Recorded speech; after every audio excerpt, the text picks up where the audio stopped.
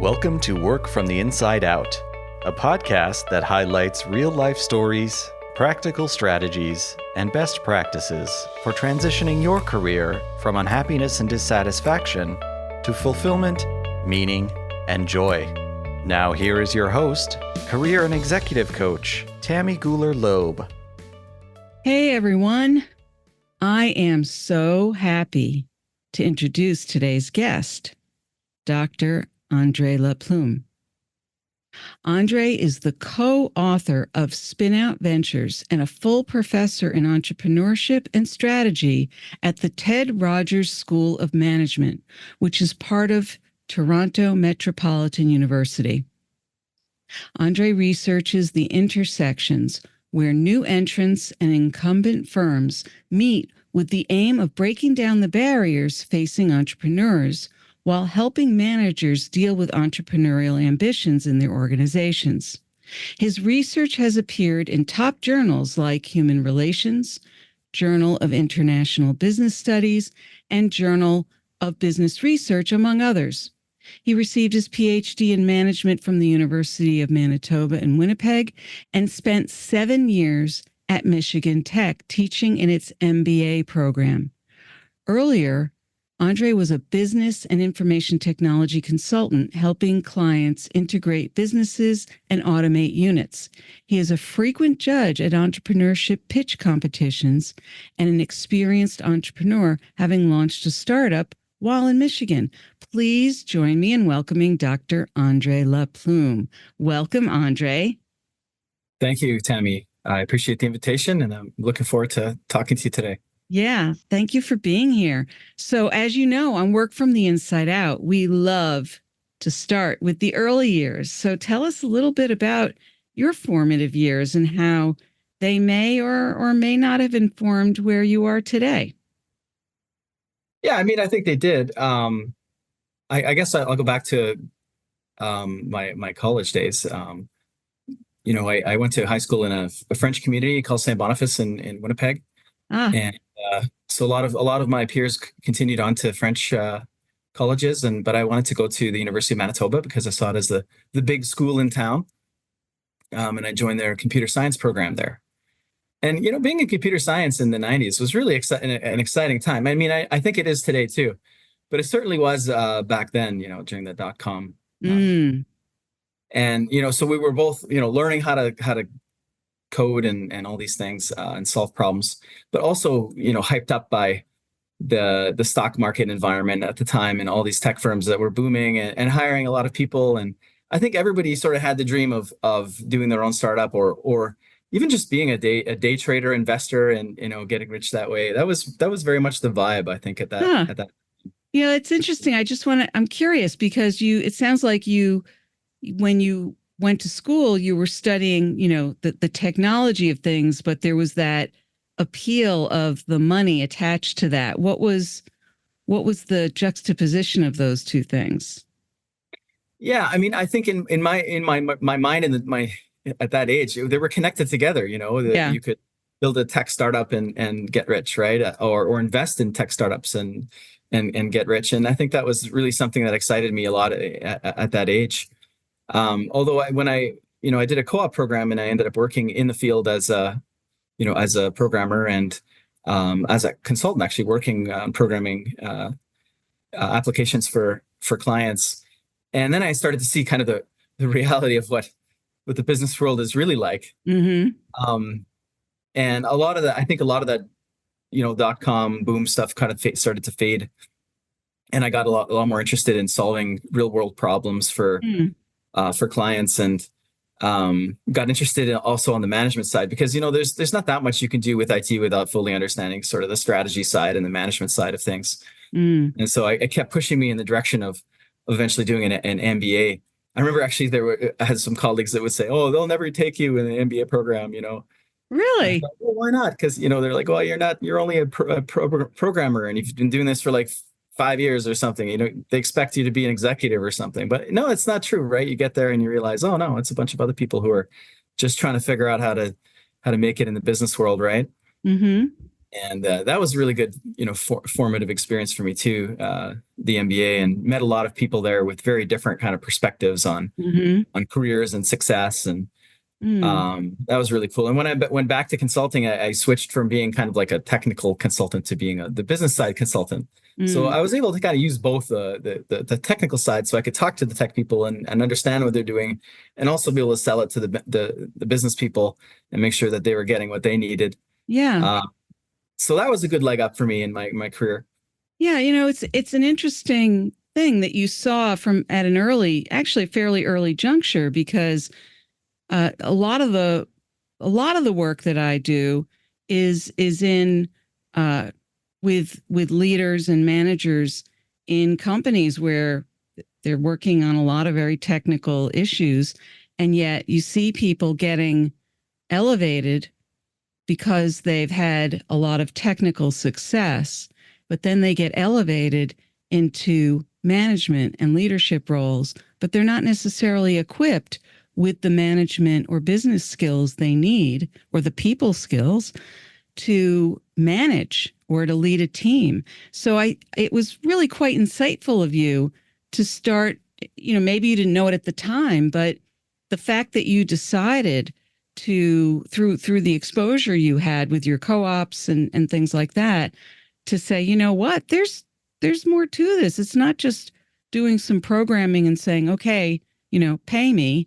That you saw there was a lot more to what created success, and the sort of, I guess, 360 view of all of that you started to open up to that. Not everybody does. I think there are some folks who really are just their mind, and I don't say this to be critical. I just think there are some people who are more oriented towards just a very technical way of looking at things, and they don't see all the other pieces. So you did, and you did something with that. And so it's interesting that there were some people who, kind of pushed back and said, what are you doing going for an MBA when you could see the value in getting all those different perspectives? I'm curious, when you decided to do the MBA, what were some of the areas, if there were particular areas that you were interested in, or whether you unpacked that further as you went forward? Yeah, well, I think the strategy area really intrigued me because, Uh-huh. I think that I understood that some companies were better than others, Mm. but I never understood really how they did that. Mm-hmm. And until I encountered the strategy literature and the courses in the MBA program, and started looking at cases, and started Yeah. looking at all these different generic strategies that companies are using, and then Mm-hmm. suddenly I started seeing these patterns in the economy and in industry. And Mm. I think that the best thing about the strategy courses is that it helps to bring a vocabulary to be able to describe these complex things that we see in the organizational environments of sophisticated, complex societies that we live in now, with Yeah. these really stacked economies with all these different firms at every level doing everything, right? Yeah, absolutely. And also, how beneficial it was for you to have had that experience before you went into the MBA. Whereas some people go right out of their undergrad into their MBA without the benefit of having that real world experience to bounce off of. I know when I did my MBA, I had I think a good 8, 9 years of work experience before I did that. And it made a huge difference, especially when I was in classes with other working people. I went to school at night with other working people, and it made the classroom experience very different as well, because I also did some daytime classes with people who were fresh out of school, and you could just tell there was a difference in terms of their perspective about things, and it really made for a much richer experience going forward. And then at some point you decided to go for a PhD. How did that fit into things? Well, even after the MBA and the management consulting type stuff, I always felt like I was really at the implementation stage. So people hired me, and people like me to get things done, execute on their plans. And I still craved more understanding of making the right choices, because often I felt like what I was doing actually was implementing ideas that maybe weren't actually fully thought out or didn't have much strategy behind them. And that made me feel kind of like, it didn't make me feel great, right? It made me feel like I was pressing the gas on a car heading over a cliff sometimes, Oh, helping wow. right the wrong things. And the PhD program, so I had a mentor. Oh, yeah, I had a mentor at the university who I reached out to. We were talking about some kind of guest speakership, and he wrote me into the idea of doing a PhD. His name was Dawson. He talked to me about strategy and really planted that idea in my head that I could do more than be a practitioner, that I could actually do research and help to broaden our understanding of how strategy is done. And that just seemed like such a cool thing to be able to do and to have a career doing that kind of thing. And so I did it. It was, there were some sacrifices along the way to do it, but I did it. I enrolled in the PhD program, and that was 4 years of my life. Going from a nice consulting salary to a minuscule income from a stipend as a PhD student for 4 years. But it really opened up my eyes. Often in undergrad and master's programs, you have the textbook, and that's kind of like the gospel or whatever. Right. But once you go to the PhD, you realize that, wait a second, the textbooks are just a bunch of copy pasta from the real literature, which is written by the researchers that are doing the real field work out there and figuring out what's going on, and then writing it up. And so they really opened my eyes a whole new level for me. Wow. And that was spent probably those 4 years just deep in the books, really learning, because I just realized just how little I actually knew about the world. Wow. And that was after, multiple years in, let's say in the trenches, right? In a variety of, as a consultant, you probably also had exposure to a number of different industries and different types of businesses. Oh yeah, absolutely. And those all ended up becoming like business cases in my mind, right? As I learned more about, how the economy works and things like that. Yeah. And so I got hooked on the research side, because I think ultimately there's no better job than being able to go and discover new things and generate new knowledge. I think that's the best job in the world, frankly. And I'm really lucky to be in the role and to, have landed. Sometimes it's difficult to get actual professorships and things like that once you do a PhD, right? Right. So there's some time when you're not sure if you're going to industry or you're going to go stay in academia. So I was just going to ask you about that when you started the PhD, you kind of went into it from that place of curiosity, right? To dig deeper. Were you thinking that you were going to go the academic route, or was it going to be, well, I'm going to learn these tools and skills that I would learn getting a doctoral degree and then go back out into the other world where the salaries are? Yeah, I think at that stage in my life, when I looked at a dissertation, it was, it's a 150-page document thick with numbers and citations. It was such a hurdle in my mind to think that I could actually complete one of those in the proper way, and get the PhD. I think the whole time that I was doing the PhD, I wasn't sure that I was really going to complete it. It wasn't clear in my mind, actually. Oh, I never believed that I was necessarily good enough to be able to even generate a publishable manuscript, right? Like, it took a long time. It took a long time for me to learn enough and to convince myself that this is really something I can do. Huh. So even in the middle of those 4 years, you weren't sure that you would complete it, but yet it sounds like while you were in the middle of it, there was a part of you that was just enjoying being within the process of it. Yeah, a lot of people talk about PhDs in a negative way. It's torture or whatever. It's so much work. It is all that stuff too, but the learning process, if you enjoy learning, it's great. Who else gets that much time to be able to just learn almost full time, right? Yeah. It's amazing. And when you're working, and as a consultant, doing stuff for the client, there's some learning involved in trying to solve specific problems and things like that. But it's like 90% doing and 10% learning, right? Whereas PhDs are like the other way around. Well, also, I think when you're working for a client, you have their expectations. They're looking for something from you that you may or may not be able to provide, even with the best of efforts and intentions. And so there's all these other pressures, right? And they're paying for it.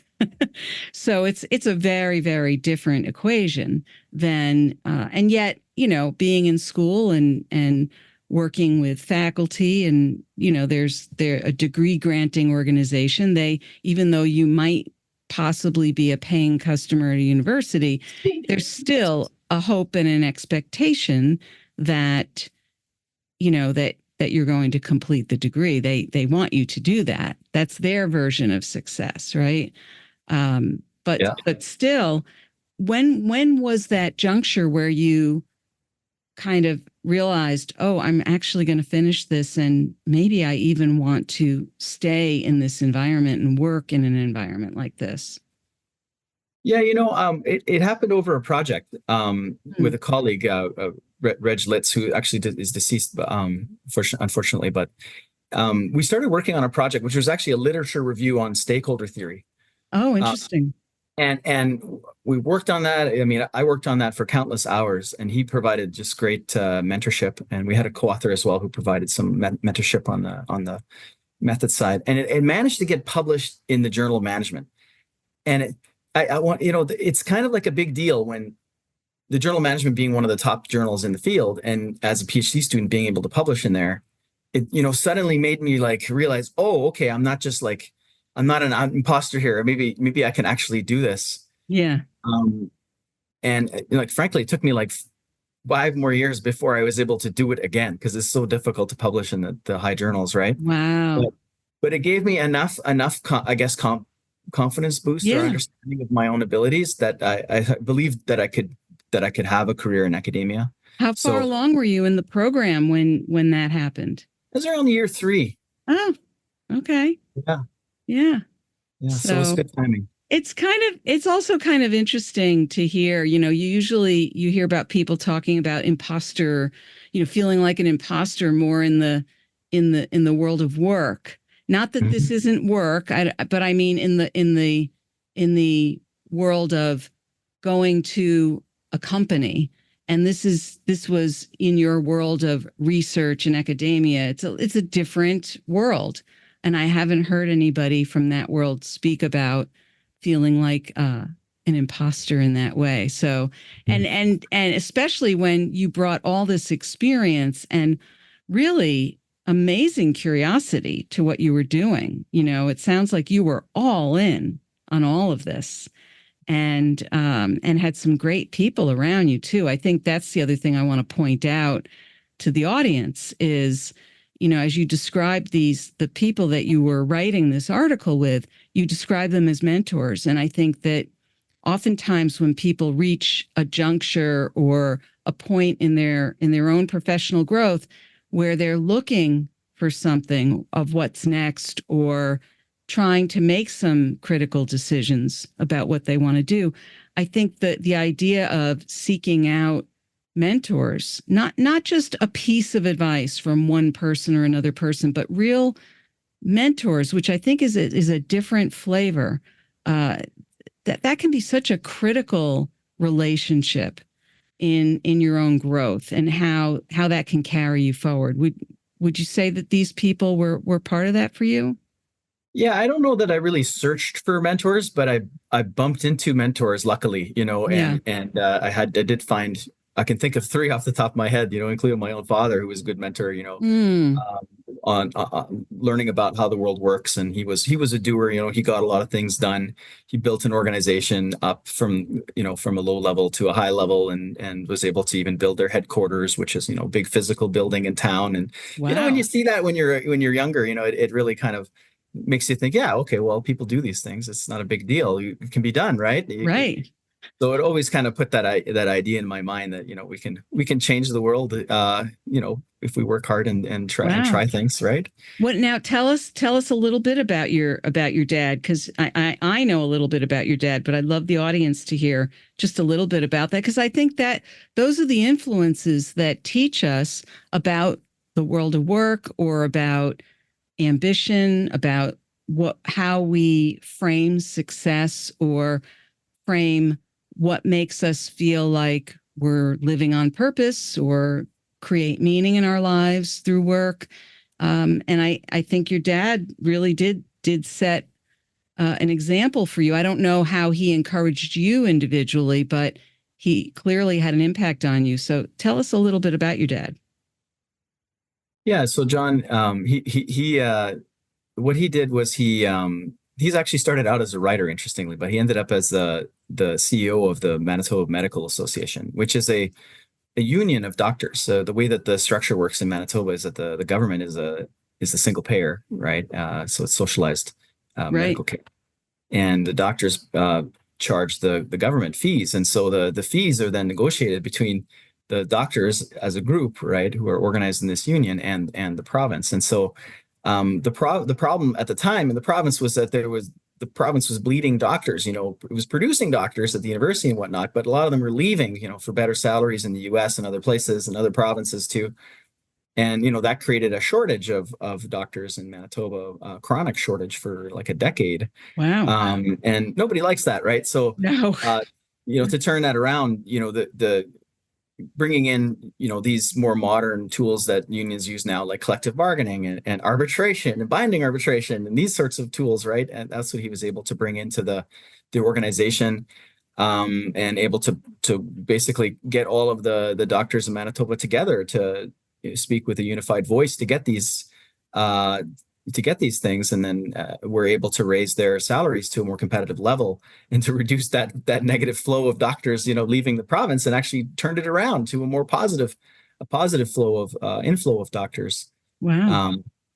And so, I mean, that was some time ago, and I think after COVID, there's been like a new struggle now to try to fill seats in that profession, but. That was, I think that was a big win that I saw early on, and it's something that I learned from.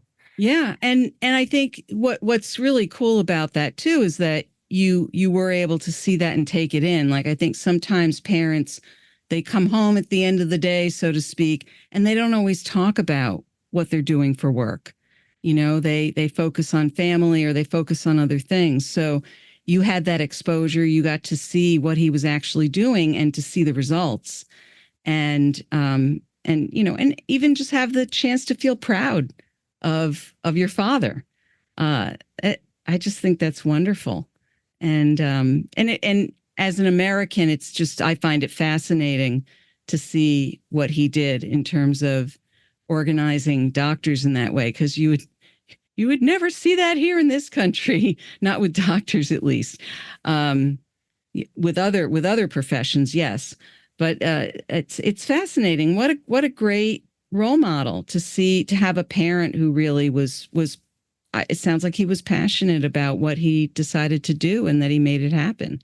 So talk about formative years. That and I think there's also a way in which he modeled for you some kind of strategic thinking, right? And you ended up finding yourself being wildly curious about strategy, going for an MBA and then saying, oh, that's not enough. I'm going to go for a PhD and really unpack this strategic kind of thinking and how do we really look at how these things really work and what makes them successful.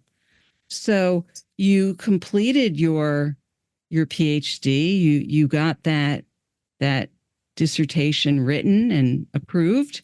And then did you join a university at that point, right then and there? Yeah, I mean, the job market in Canada at the time was abysmal because of the 2008 crisis, but the markets on other places were a little bit better, and so I got a couple of offers from different places, but the one that was the most attractive was at Michigan Tech. In the Upper Peninsula of Michigan. So, I've always been kind of an outdoorsy person, or at least I think of myself that way. And so when I went there, it was like, wow, this is a great outdoorsy place with forests and rocks and lakes. And hey, this is a great technical university, and they're training engineers. And, I identified with that from computer science and providing MBAs for engineers, which was basically what we did there. Oh, that's great. And that was a really great experience. Really smart young people. And with no exposure to business concepts almost at all from their engineering training. So they were really happy and willing students, compared to, a lot of MBA students who have a business background already. They're like, oh, I've heard this already before. Well, right. What a great background you brought to that too. That must have felt somewhat relatable in some ways too. How long were you there? How long were you at Michigan Tech? I was there for just long enough to get tenure, about 6 years. Yeah. It was good times. Yeah. And then you moved back to Canada after that? Well, I wasn't really going to entertain this part of the story, but since you're bringing it up, I'm going to, so at that time, I was dating a woman who was from Iran. Okay. Oh, okay. We met in academic circles, and Trump had come to power in the United States. And what he did was I don't know if you remember, one of the first things he did when he came to power is he banned people from, I think it was 7 countries, and Iran was on the list. Oh, okay. So suddenly, she could no longer visit me. Oh my goodness. States, where we had this kind of long, relationship where we should visit, and I'd visit. But so it pushed me to go back to Canada because I wanted to be reunited. We ended up marrying, and we're still married now. And I'm very happy that we made that decision. Yeah. That I made that decision to leave. Wow. So I loved everything about Michigan Tech there, but I'm happy where I am at Ted Rogers now too. And I see. So it's interesting how life kind of goes in curveballs. Well, it does. But that's all part of the twists and turns that, life and career get intertwined. And I appreciate you sharing that part of the story because these are the decisions that we have to make, right? In our lives and our careers. Things don't always go in a straight line, but fortunately for you, you were able to create the kind of quality of life you wanted for yourself. So in other words, had you not, well, let's say, had Trump not been elected, then you might have ended up staying in Michigan. Yeah, there's a good chance because there were actually good opportunities for her in Michigan. So wow. Whew. Well, I won't go down that path too much, but I'm glad you're happy. So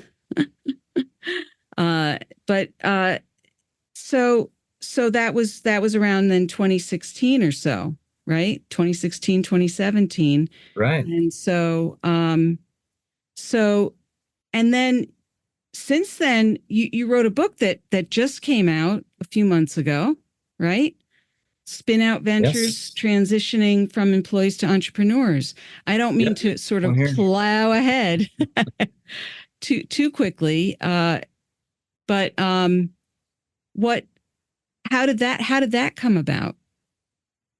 Yeah, so I've been writing for a while now, publishing in academic journals, but who reads academic journals is academics. And occasionally I've done some book chapters and things, but this topic, the spin out topic, where employees who leave their companies to form their own ventures. Yeah. It really there wasn't a lot out there on it. And still isn't. I think, that's why we did the book. We felt that while in academia, actually there's quite a bit of literature that had developed studying these spin outs and finding out that actually they perform better than other startups in a lot of cases. If you go to the web and you search for spin out, you get the wrong definition and things like that. It's as if, it wasn't really well hashed out in the public sphere. And so that's what led to the book. And we wanted to sort of set the record straight about the importance of spin out ventures and differentiate them from other things like corporate spin-offs that often people often confuse them with corporate spinoffs, unfortunately. Yeah. Which, are very different phenomena, much bigger scale, moving a whole unit out of a corporation into its own new company, right? Whereas spinouts usually are like individuals or some very small teams that are leaving, and they're making this decision independently of the management of the company. Right. And and it's extraordinarily common, very, very common. In fact, it's a very prevalent and more successful form of entrepreneurship, and also the least talked about. Yeah. And I think there's lots of reasons for that. In some spheres it's kind of taboo, or it's seen as disloyal or treacherous even. There's different words that people have used to describe, leavers who take sometimes people, sometimes ideas, sometimes knowledge with them to form their own ventures. Right. Right. Right. So, we felt, we wanted to set the record straight and show that actually most of these stories are good stories. They're interesting stories. They're not all stories that end up with the death of the parent firm or anything like that. And we have, just jam-packed these positive stories, I think, in the book. We also cover the challenges and things like that, of course. Yeah. We have to, but Absolutely. No, it's important. I mean, I think that's the beauty of the book. The book is really written for several audiences from where I sit. Going through the book, it felt like this could be a go-to guide and real comprehensive overview for somebody who is trying to decide whether they want to take that step and understand from the point of view of the stories how others have done it. What are the rewards? What are the pitfalls? What to watch out for? How to go about doing certain things. Even though I think there's more how to advice that they would need, it gives them the guidelines. What should you be looking for, and who has done this successfully, and really what to watch out for. But it's also a guide for people on the corporate side who might be seeing some of this happening around them and how to navigate that in terms of either being able to nurture some of their more entrepreneurially minded employees and how to engage with that. It's really, in my mind, it was almost 2 or 3 books in one in some ways. I don't know if that makes sense, but it felt like there's several audiences that could be really benefiting from this, and to kind of give everybody a chance to understand one another, where they might be coming from. It's not a bad thing if somebody wants to do a spinoff, although I understand that there's that sense of, if somebody's taking something proprietary and trying to make a profit on it off on their own, I understand there's all kinds of legal issues and possibly ethical issues, and you cover a lot of that as well. But there's lots of good examples through the stories throughout the book where you show where all those different twists and turns can turn up. And so somebody who's thinking, the best way for us to pursue these ideas isn't under the umbrella of a very large, let's say, bureaucratic organization, but to really have a small group where we can really put our heads together and start moving this forward in a different way. And I mean, living in the Boston area, we are surrounded by these kinds of companies, many of which, if you read the bios of the CEOs and the leaders of these smaller startups, they all came from somewhere else much larger. And many of them are starting their own ideas. They're not stealing anything from somewhere else, but did they get experience from somewhere else? Of course they did. Everyone has.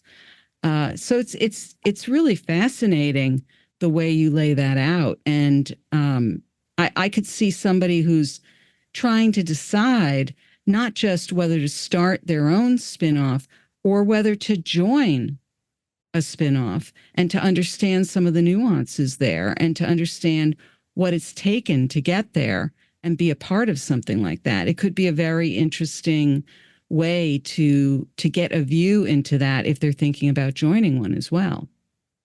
Yeah, I think those are great points in multiple audiences. Sometimes it's the same, the same person could be doing both things, right? It's often it's even managers sometimes that decide to be the ones that do a spin out, for example.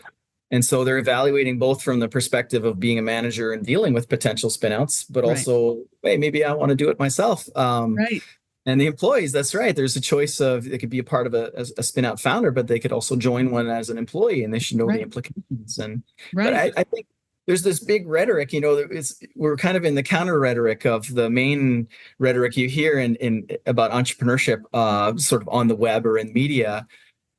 which is about, well, just, jump into it and just go at it and do your customer discovery and they make it seem as if like basically anybody can do it. And while that's kind of like a nice message, it's also it's also a bit misleading because it means that, okay, well, if you're coming with no experience, it means you're up against a bunch of other startups that are spin outs, that are coming with that experience and that scale and those advantages. And that's not always a fair fight, out there. And so, we want people to be aware. And we deal with a lot of students who are entrepreneurship students, but they're kind of wrestling with this idea in their mind. Should they go straight to a company and work in the corporate world for a while, and gain that experience, or should they do their venture right now? Yeah. Some of them even feel like, well, if I don't start my first startup before I graduate from college, then I failed. Right. And we wanted to counter that mindset too, that no, actually, the things you're learning now are things you're going to apply potentially later on too, and later in your career. The average entrepreneur, successful entrepreneur, is in their 40s, right? Not in their early 20s, right? So, chill and enjoy your life and learn from your corporate experience. There's lots to learn there. Yeah. Right. Yeah. Yeah. No, I think that's excellent advice. And the other slice of this that you cover in the book that I think is important to note is sometimes the spinoffs happen out of academia too. There are academics who decide they're ready to do their own thing. Now, I've known some people who've done that, and some of their academic institutions weren't too happy with them when they did that. So that it's not always a smooth ride. It can create problems.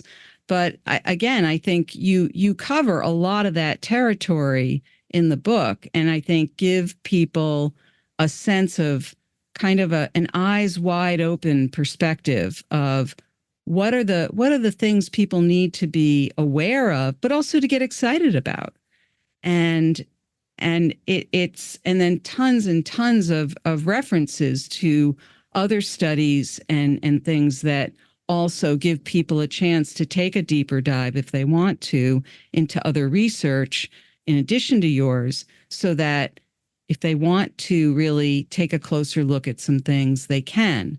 And it's not even like a huge, big fat book. It's a dense little volume that somebody can get their hands on and really get a lot of what they would need to know to start considering the parameters of what this would mean.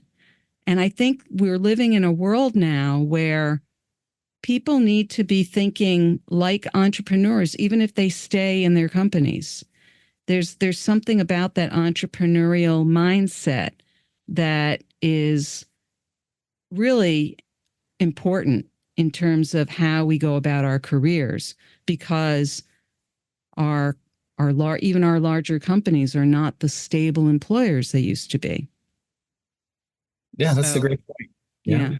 So I think there's so many different audiences that can really benefit from reading your book and from availing themselves of the resources that you offer. It's a huge resource.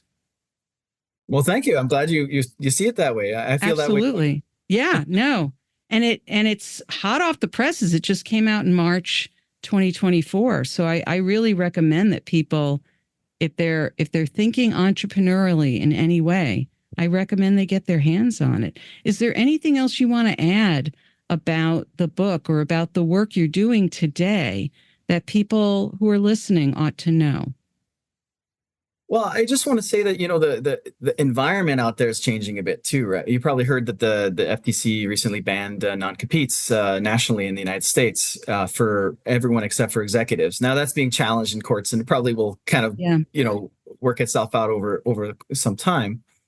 But, a lot of those decisions were actually informed by some of the research from people that we cover in the book as well, like Evan Starr, who did research about spinouts and the consequences of non-competes in the United States, and published that research, and I think helped to inform the debate and ultimately help the FTC to decide to enact the ban. Right. So I think there's still a lot of work to do in there's a lot of countries and a lot of places where things like non-competes are are still in force, and perhaps they shouldn't be, right? Right. But we're now what's in vogue now is enacting bans on these things. Mm-hmm. Even before the national ban, a bunch of different states started banning non-competes. Recently, Hawaii banned non-competes for tech workers. Mm-hmm. In Canada, Ontario banned non-competes across the board.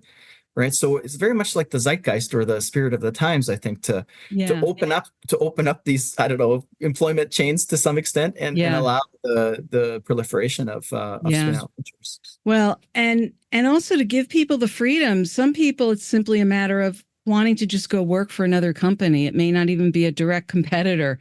And yet, from my understanding, even prior to that, a lot of non-competes couldn't even stick anyway. But I think banning them just locks it in that much more. It's one of those things that wasn't that enforceable to begin with, but I think it created a lot of fear and paranoia in people who were just trying to make a living. It wasn't that anybody was trying to do something to someone else. I understand that there are certain things people are trying to protect, but when you really look at the kinds of people who were being asked to sign these things, it really was limiting their own just livelihoods. Well, what you can actually protect as an employer is like this, right? Yeah. But what the employer thinks they can protect is this. Yeah. And what the employees think that the employers can protect is this. Right. So there's this huge chilling effect between here and this narrow thing, right? And that, I think, holds a lot of people back. Yeah. And when bans are implemented, it helps to sort of remove that fear, as you put it, and to maybe help people understand that it's a lot more narrow what can actually be prevented. Right. I'm glad you brought that up, because I think that somehow fear breeds fear, and it's often unwarranted. So, and misinformation. We have a lot of that in the US these days. So here too. I think that's very okay. Yeah, I know. All the Americans who say they're moving to Canada don't realize that it's just the same everywhere else, isn't it? Our economy is like 90% integrated with the US economy, right? So I know. Well, we like being neighbors with Canada. It's great. So, André, if people want to learn more about your work or get in touch, what's the best way for them to find you? Well, to learn more about we just made a website for the book, spinoutventures.net. So that's a good way for people to go and find out more about the book. And there's an FAQ there as well. Oh, good. To find out more about me, I don't know. I don't have like a biography out there, but I have some people can find me on LinkedIn if they want to connect and chat. Oh, nice. That works really well for me. Great. Yeah. All right. Well, we'll have all of that information in the show notes. And then wrapping up here, you've made a number of strategic moves throughout your career and made some interesting decisions along the way, some of which you planned on, some of which you didn't, right? And what would be a key piece of advice you'd give somebody else who's trying to consider what's next for themselves? Yeah, I mean, this is maybe cliche, especially that I'm Canadian. I'm going to use a hockey reference, but the old saying that you miss all the shots you don't take, right? All right. And that is such an important, I think, message for everyone. I think early stage career, but also later stage career, people stop trying. Yes. People stop taking bets, Mm-hmm. and you take a lot of bets, you face a lot of failure. That's just how it is, and people don't like the rejection sometimes, and that deters them from continuing on. But I think in my own life and also all the people that I see around me who are succeeding, there are people who are taking bets and who are facing failures, but enough of those, come through for them that they're able to succeed overall. And, everybody forgets about all the failures, right? And they just see the current state. So absolutely, I think that's the most important advice that I would give out there. Well, and who would not want to take hockey advice from a Canadian? I don't know. A Canadian who doesn't play hockey, but yeah. You didn't have to tell us that part. But I also want to add to what you're saying a little bit. And that is that even the failures, we may forget them or we may remember them because sometimes our deepest lessons come from those. Absolutely. You know, I agree with that 100%. So, and I appreciate what you said also about, it's not just early in life. It can be mid career or later career. Those are the times where if we keep taking those shots, we're going to find our way to some really interesting places. It's when people stop trying to take those shots that they find themselves feeling stuck. And we hope here at Work from the Inside Out that we can help people continue to put one foot in front of the other. So, André, thank you so much for being here today. This was really interesting to hear about your journey and the way that you've been just curious about strategy all the way through and the different twists and turns and places it's taken you. And I wish you all the best going forward with your book and everything else you're doing. No, thank you, Tammy. It's been great talking, and I hope lots of people check it out. Thanks for sticking around to the end of my interview with André Laplume. What is your key takeaway from our conversation?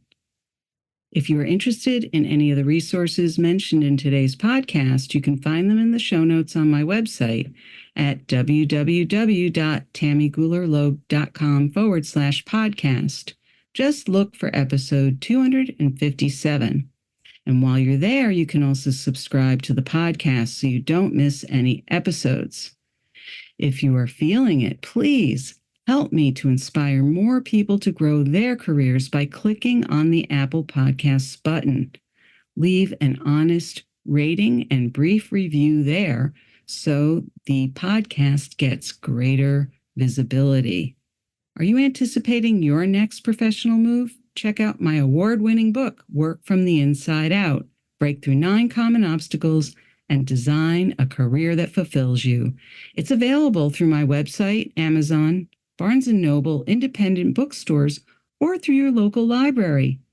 You can also help sustain this podcast by buying me a cup of coffee at buymeacoffee.com/TammyGL.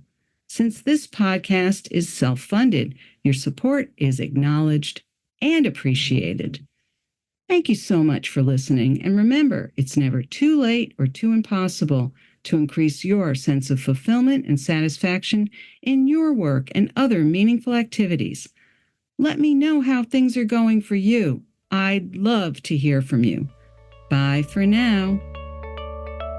Thank you for listening to the Work from the Inside Out podcast. For more information, you can find us at www.workfromtheinsideout.com.